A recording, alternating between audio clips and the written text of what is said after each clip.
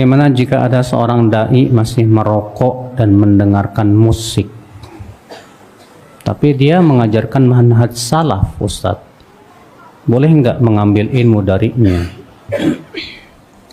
Kalau dia memang ngajarin manhaj salaf, seharusnya dia tidak merokok dan tidak musik-musikan, Mbak.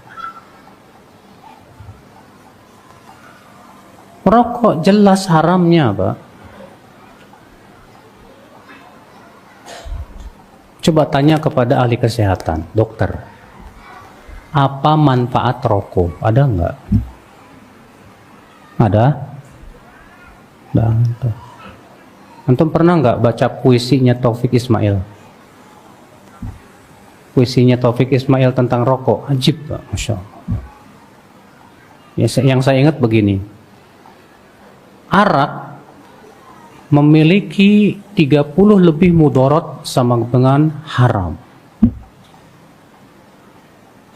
Judi memiliki 20 lebih mudarat sama dengan haram.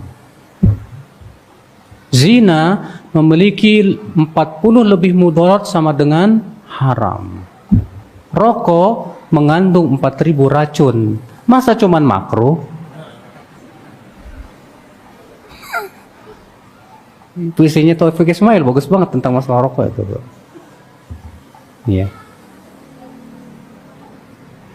Makanya lihat, bukti yang paling agung yang menunjukkan rokok itu bahaya, buktinya di kantong rokoknya udah tertulis. Kalau dulu masih mending, rokok menyebabkan impotensi, kanker ini. Sekarang nggak basa-basi lagi, Pak. Rokok membunuhmu. Dah. Ajibnya enggak pernah dijadikan apa? Kalau misalnya ini statusnya ustadz, la haula wala quwata illa billah. Dalam ilmu hadis, syarat seorang perawi itu harus adil. Apa itu definisi adil? Adil adalah pertama muslim, yang kedua balik, yang ketiga berakal, yang keempat salimun min asbabil fusuk, selamat dari kefasikan, yang kelima salimun min khawarimil muru'ah, selamat dari adab-adab yang tidak Islami.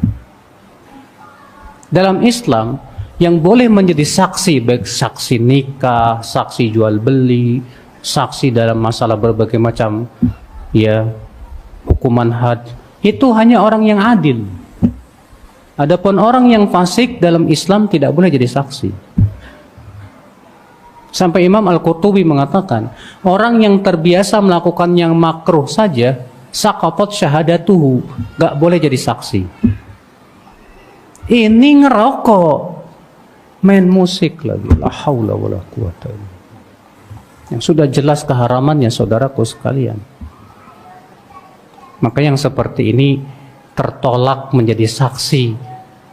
Kalau jadi saksi aja nggak boleh, apalagi jadi ustadz. Lebih tidak layak lagi, saudara. Iya. Kalaulah yang dia ajarkan selain manhaj salaf, mungkin kita senang-senang, biarin aja lah, terserah dia. Nah, ini ngajarin manhaj salaf. Apa itu tidak menjadi fitnah untuk dakwah salaf, ya? Salaf itu agung. Salaf itu nama untuk generasi yang mulia. Pasal sahabat, tabi'in, tabi'un, tabi'in.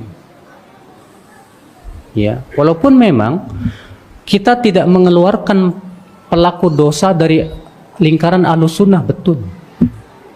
Pelaku dosa kita tidak keluarkan dari Ahlus Sunnah wal Jamaah. Ya. Karena kata para ulama, seseorang disebut Ahlus Sunnah atau bukan tuh bukan dalam masalah ini, tapi dalam masalah akidah. Maka Ahlus Sunnah ada orang-orang fasiknya, ada. Ya. Tapi aib banget, Pak, tercela banget kalau itu yang melakukannya seorang ustaz. Al-Imam Ibnu Qudamah ketika menyebutkan bahwa Dosa kecil bisa berubah menjadi dosa besar. Kapan? Yang pertama, ketika dia anggap remeh dosa kecil, berubah menjadi dosa besar. Yang ketiga, ketika yang melakukannya seorang yang dipandang, seorang ustadz misalnya, seorang ajengan, seorang kiai. Ketika dia yang melakukannya, maka itu menjadi besar di sisi Allah. Bukan kecil, Pak. Sebab dia akan menjadi panutan. Dia akan menjadi apa? Panutan. Nah ini saudaraku. Maka kalau antum melihat ada ustadz seperti itu, nasihatin dia. Kasih tahu ustadz, tidak layak antum berbuat seperti itu. Antum kan sudah tahu hukumnya ustadz. Kenapa masih dilakukan? Apa tidak takut antum kepada Allah? Tidak takut kepada api neraka? Antum jadi panutan manusia.